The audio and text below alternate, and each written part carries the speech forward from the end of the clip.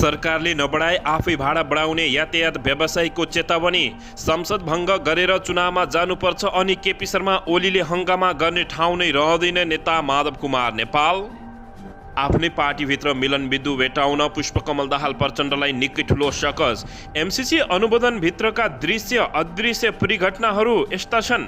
माओवादी केन्द्रीय कमिटीको बैठक बस्दै पदाधिकारी टुङ्गो लगाउने तयारी। भक्तपुरमा पनि भेटियो बर्ड फ्लू, उपत्यका भित्रिने नाकामा सतर्कता बढाइँदै। गृहमन्त्री बालकृष्ण खाँडलाई भेटेरै महिला सांसदहरूले भने पल शाह बलात्कार प्रकरणमा पीडितमाथि झन बढी प्रहार भयो। दमौली आगलागी पीडितलाई राहत उपलब्ध गराउन काङ्ग्रेस र एमालेको माग।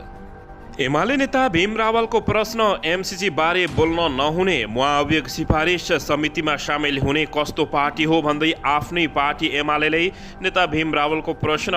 माओवादी केन्द्र चुनावमा धुलोपिटो हुनबाट काङ्ग्रेसले जोगाउँदै। जनताको सार्वभौम अधिकारमाथि केपी शर्मा ओलीले खेलबाड गरेको नेता भीम रावलको घुमौरो पारामा आरोप। निर्वाचनबाट भाग्न गठबन्धनले बहाना गर्दैछ, एमाले नेता शङ्कर पोखरेल। प्रतिनिधि सभाको बैठक भयो स्थगित, महाभियोग सिफारिस समिति गठन भयो, एमालेले पनि लियो हिस्सा। माओवादी केन्द्र चुनावमा धुलो पिटो हुनबाट काङ्ग्रेसले जोगाइदिने आश। सहमति नजुटेपछि माओवादी केन्द्रीय समितिको बैठक भोलिसम्मलाई सर्यो। राष्ट्रवादी शक्तिहरू एक भएर देश बेच्ने नेताहरू विरुद्ध प्ररस्त हुनुपर्ने मन्त्री पाण्डेको जिकिर। प्रतिनिधि सभाको अर्को बैठक फागुन 29 गते बस्ने गरी स्थगित। तनहुको दमौलीमा लागेको आगो 4 घण्टापछि निभाइयो, 7वटा घर जलेर नष्ट। अर्ली इलेक्सनको कुरा गरेर स्थानीय तहको चुनाव सार्ने काम हुन सक्छ, चनाखो हुनुपर्ने एमालेको जिकिर। बलात्कार आरोपी एमालेका मोहन बानियाको सांसद पद निलम्बन।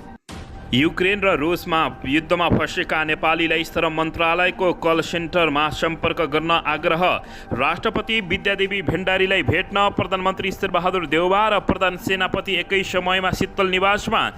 अभिनेता पल शाहलाई थप 12 दिन थुनामा राख्न अनुमति। केपी शर्मा ओली कति सहने हो, संसद भङ्ग गरौँ, माधव कुमार नेपाल। त्यसपछि अर्ली इलेक्सनमा जाने चर्चा स्वाभाविक भएको जिकिर। माओवादी केन्द्रलाई जनताको पार्टी बनाउन गाउँमा फर्किने अभियान चलाएका छौँ, माओवादी केन्द्रका नेता कृष्ण बहादुर मोहरा। र भक्तपुरमा एक महिलामाथि श्रीमानद्वारा तेजाब प्रहार, प्रतिनिधि चोलेन्द्र शमशेर जबराको महाभियोग लगाउन एमाले सहित 11 सदस्यीय सिफारिस समिति गठन। अब हेर्नुहोस् पुरा समाचार।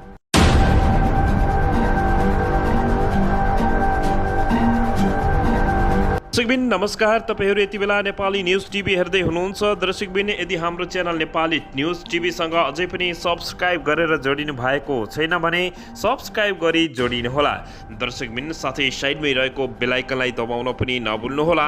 तपाईहरूले हामीलाई कहाँदेखि हेर्दै हुनुहुन्छ, कस्तो अवस्थामा हेर्दै हुनुहुन्छ। दर्शकबिन तपाईँहरूमा आज पनि विशेष खबरका साथ उपस्थित भएका छौँ। यो भिडियोलाई अन्तिमसम्म हेरी हामीलाई साथ दिन पनि नभुल्नुहोला र यो भिडियोलाई एउटा लाइक गरी सेयर गर्न पनि नभुल्नुहोला। दर्शकबिन आउनु सबैभन्दा पहिला विशेष खबरबाट सुरु गरौँ।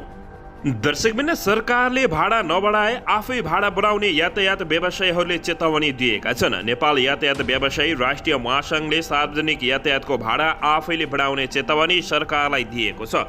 महासङ्घका महासचिव सरोज सिटौलाले पेट्रोलियम पदार्थको मूल्य वृद्धि पटक पटक हुँदा पनि सरकारले सार्वजनिक यातायातको भाडा नबढाएको भन्दै व्यवसायीले आफैले बढाउने चेतावनी दिएका हुन्। सरकारले पछिल्लो समय लगातार पेट्रोलियम पदार्थको मूल्य बढेसँगै यातायात व्यवसायीले सार्वजनिक गरेको भाडा दर समायोजन गर्न सरकारलाई दबाब दिँदै आएको छ। दर्शकबिन यसैबीच यता नेकपा एकीकृत समाजवादीका अध्यक्ष माधव कुमार नेपालले सांसद निरन्तर अवरोध हुने भए संसद भङ्ग गरेर चुनावमा जानुपर्ने धारणा व्यक्त गरेका छन्।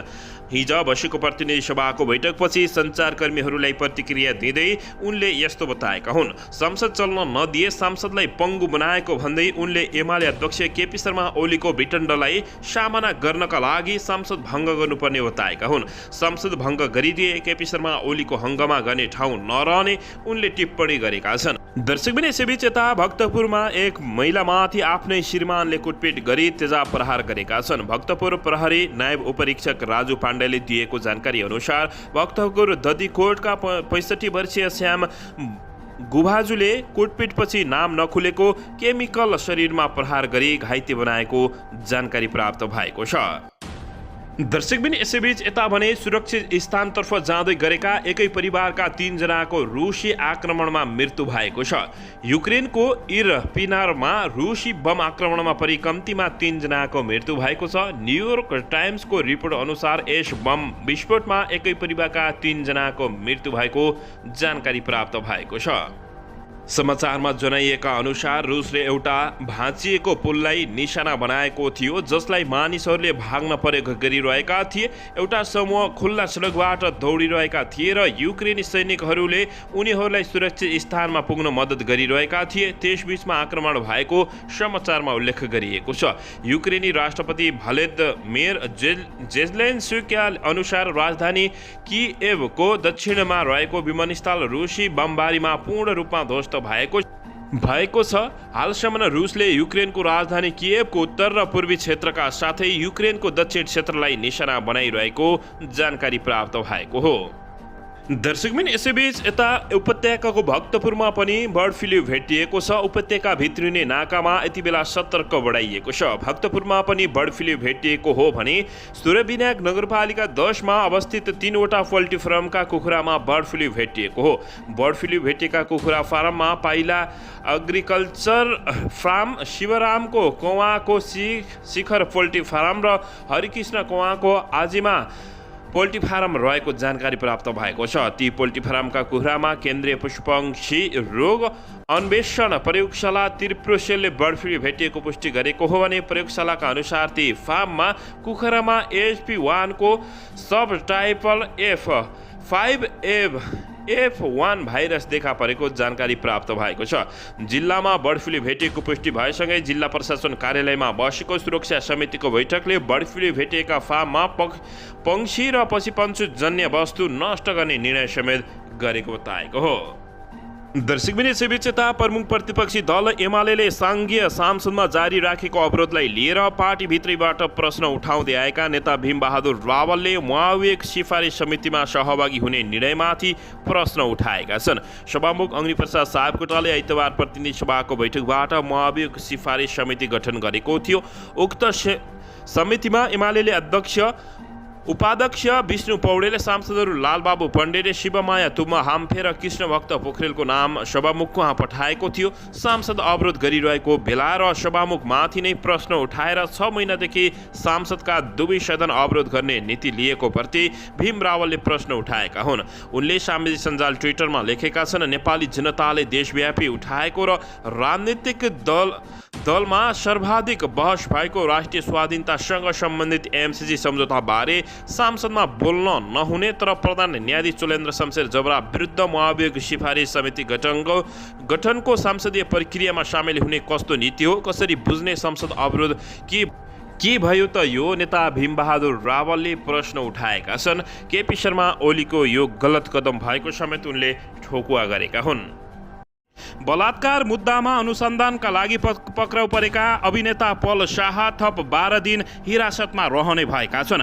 जिल्ला प्रहरी कार्यालय तनहुले उनलाई थप 12 दिन हिरासतमा राखेर अनुसन्धान गर्न जिल्ला अदालत तनहुको अनुमति लिएको छ। म्याद थपका लागि प्रहरीले आइतबार उनलाई जिल्ला अदालत लगेको थियो। प्रहरी स्रोतका अनुसार अनुसन्धान नसकिएका कारण थप 12 दिन हिरासतमा राख्न अनुमति लिएको हो।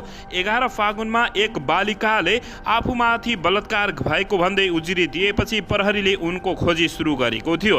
त्यसपछि 15 फागुनमा उनी आफै प्रहरी समक्ष पुगेका थिए। अनुसन्धानका लागि पहिले 5 दिन थुनामा राख्न अनुमति लिएको प्रहरीले अनुसन्धान सकिएपछि पुनः 12 दिन थप म्याद लिएको जानकारी प्राप्त भएको छ। दर्शकबिन यसैबीच आउनुहोस् अर्को समाचारतर्फ लागौँ। आजको प्रतिनिधि सभा बैठक स्थगित भएको छ। सभामुख अग्निप्रसाद सापकोटाले अर्को बैठक फागुन 29 गते दिउँसो 1 बजे बस्ने गरी स्थगित गरेका हुन्। आज केही बेर बसेको बैठकले महाभियोग सिफारिस समिति गठन गरेको छ। आइतबारको बैठकमा अख्तियार दुरुपयोग अनुसन्धान आयोगको 31औं प्रतिवेदन पेश भएको छ। त्यस्तै जबरजस्ती करणी मुद्दामा पक्राउ परेका नेकपा एमालेका सांसद निलम्बनमा परेको सूचना पनि आइतबारको बैठकले पढेर सुनाएको हो। दर्शकबिन बलात्कार गरेको आरोपमा पक्राउ परेका नेकपा एमालेका मोहन बानियाको सांसद पद निलम्बनमा परेको छ। आइतबार बसेको प्रतिनिधि सभा बैठकमा सभामुख अग्निप्रसाद सापकोटाले बानियाको सांसद पद निलम्बनमा परेको जानकारी दिएका हुन्। मुगुबाट प्रतिनिधि सभामा प्रतिनिधित्व गरेका बानियामाथि एक शिक्षिकाले बलात्कारको उजुरी दिएपछि पक्राउ गरी अनुसन्धान भइरहेको छ। उनी जिल्ला प्रहरी कार्यालय बाँकेको न्यायिक हिरासतमा रहेका छन्। दर्शकबिन यसैबीच यता श्रम रोजगार तथा सामाजिक सुरक्षा मन्त्रालयमा रहेको कल सेन्टरले युक्रेन रुस युद्धमा फँसेका नेपाली नागरिकहरूलाई उद्धार गर्नुपर्ने भए जानकारी गराउन आग्रह गरेको छ। वैदेशिक रोजगार कार्यालयबाट श्रम स्वीकृत लिई वा नलिई रुस तथा युक्रेनमा गएका र त्यहाँ जारी युद्धका कारण समस्यामा परेका नेपालीहरूलाई सम्पर्कमा आउन कल सेन्टरले आग्रह गरेको हो। त्यहाँ अप्ठ्यारोमा परेमा वा उद्धार गर्नुपर्ने अवस्थामा भएमा ती देशमा रहेका नियोग वा नेपालमा रहेका आफन्तलाई आफ्नो अवस्थाबारे अपडेट गराउन कल सेन्टरले जानकारी दिएको छ। कल सेन्टरमा फोन, भाइबर, फेसबुक तथा इमेल मार्फत सम्पर्क गर्न सकिन्छ। नेपालबाट आफन्तहरूले निशुल्क फोन नम्बर 1141 अथवा 1660 01 15 0005 मा फोन गर्न सक्नुहुनेछ। यस्तै विदेशबाट 977159700 फोन नम्बरमा सशुल्क सम्पर्क गर्न सकिने कल सेन्टरले जानकारी दिएको छ। दर्शकबिन यसैबीच यता प्रधानमन्त्री शेरबहादुर देउवाले राष्ट्रपति विद्यादेवी भण्डारी भेटवार्ता गरेका छन्। उनले विशेष कामले भेटेको बुझिएको छ। प्रधानमन्त्री शीतल निवास पसेको समयमै प्रधान सेनापति प्रभुराम शर्मा पनि पुगेका छन्। राष्ट्रपति विद्यादेवी भण्डारीसँग भेट देउवा र शर्मा एकै समयमा पुगेपछि यति बेला चासो बढिरहेको छ।